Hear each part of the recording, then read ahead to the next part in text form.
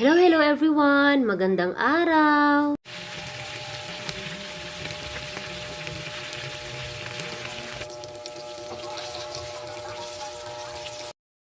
Dahil nag-crave tayo ng leeg ng manok, ito po ang ating recipe for today's video. Meron po tayo dyang leeg ng manok.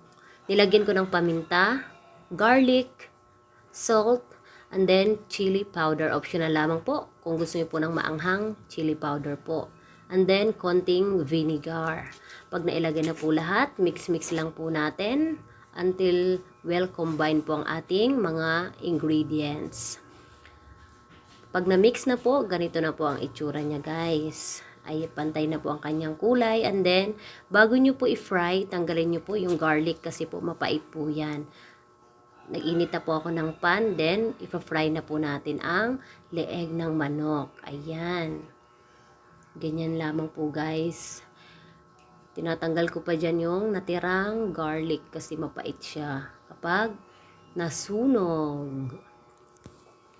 After that, guys, nire-ready ko na rin yung ating eggplant. Hinugasan ko na po yan sa running water. And then, hiniwa ko po yung gitna. Baka kasi po may bisita. Charis, at gumanda ang aking boses. Ayaw natin nun.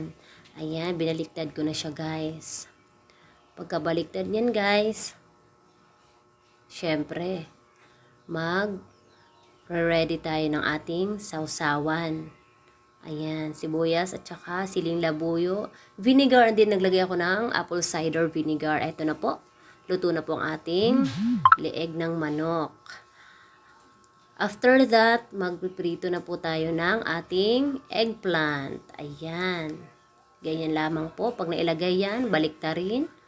Para yung kabilang side naman po ang maprito. Ayan. Tanggalin na po natin, guys. Ayan na siya.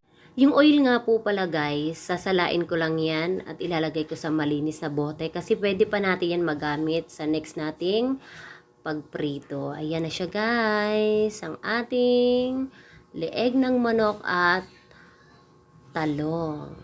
Bon appetit! Bye!